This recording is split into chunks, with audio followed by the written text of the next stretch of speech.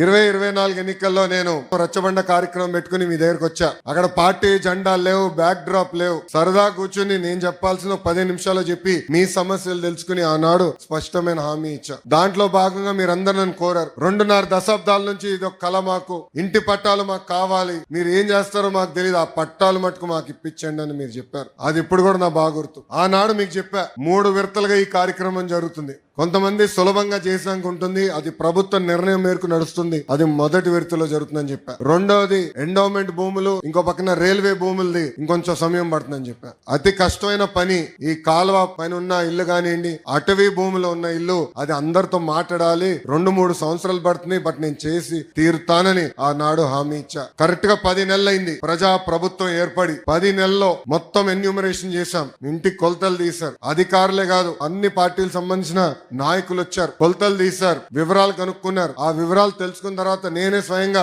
Revenue మంత్రి అనగాని సత్యప్రసాద్ గారితో, గౌరవ ముఖ్యమంత్రి గారితో అనేక సార్లు మాట్లాడి ఏకంగా అది కేబినెట్ కి తీసుకెళ్లి కేబినెట్ లో ఆమోదం తెలిపిన తర్వాతనే ఈ కార్యక్రమం మన ముందర తీసుకెళ్లే పరిస్థితి. మీరందరూ ఒక్కసారి గుండెపై చేపెట్టి ఆలోచించారు. గత 2.5 దశాబ్దాలుగా మీకున్న కళ ఇది. అనేక మంది నాయకులు మీరు కలిశారు. జిరాక్స్ ప్రింటింగ్లకే విపరీతంగా ఖర్చు అయిపోయింది, కాగితాలు ఇచ్చేదానికి ఖర్చు అయింది. అలాంటిది వేదికమైన నాయకులందరం మేము కష్టపడి, మీ దగ్గర ఒక బాటిల్ నీళ్ళు కూడా మేము తాగలేదు, మీకోసం కష్టపడి అవినీతి లేకుండా ఈ రోజు మీకు ఇల్లు పట్టాలు మేము ఇస్తున్నాం. పెద్దలు ఇప్పుడే చెప్పారు, దాదాపు మొదటి విడతలో మార్కెట్ విలువ 1000 కోట్ల విలువైన ఆస్తిని ఈ రోజు మీకు శాశ్వతంగా హక్కు కూటమి ప్రభుత్వం అందజేస్తుంది.